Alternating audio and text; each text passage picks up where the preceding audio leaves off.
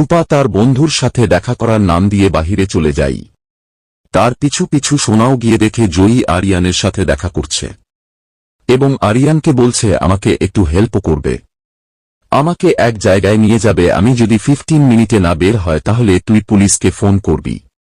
সোনা এইসব আড়াল থেকে সব দেখছিল আর বলে জয়ী তুমি আরিয়ানকে তুমি আমার থেকে কেড়ে নিলে। এইদিকে সাক্ষ্যদীপ এসে সোনাকে বলে তুমি বাড়ি যাও আমি দেখছি।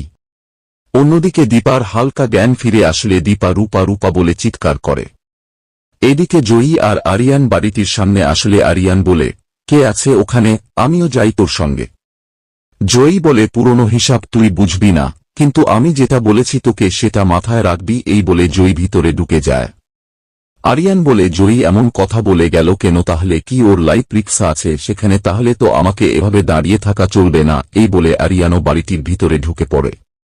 অন্যদিকে দীপা রূপা রূপা বলে ডাকতে থাকলে সূর্য তাকে ইনজেকশন করে ডক্টরের ডাকতে থাকে।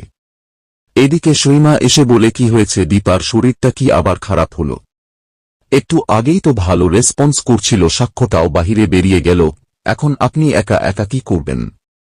সূর্য বলে আমি ডক্টরকে ফোন করেছি, ডক্টর আসছে। সত্যি মাসিমা, আমি কোনদিন ভাবিনি আমার ওয়াইফকে আমি এভাবে দেখব।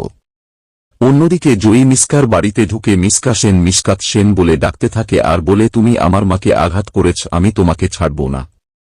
এদিকে আরিয়ানও বাড়িতে ঢুকে জয়ী জয়ী বলে চিৎকার করতে থাকলে সেখানে সাক্ষ্যদীপ এসে হাজির হয়। জয়ী একটা আলমারি খুললে সেখান থেকে বাধা অবস্থায় মিসকা বের হয়। তো বন্ধুরা, এই ছিল অনুরাগের ছোঁয়ার আজকের পর্ব। পরবর্তী আপডেট পেতে চ্যানেলটি সাবস্ক্রাইব করে পাশে থাকুন।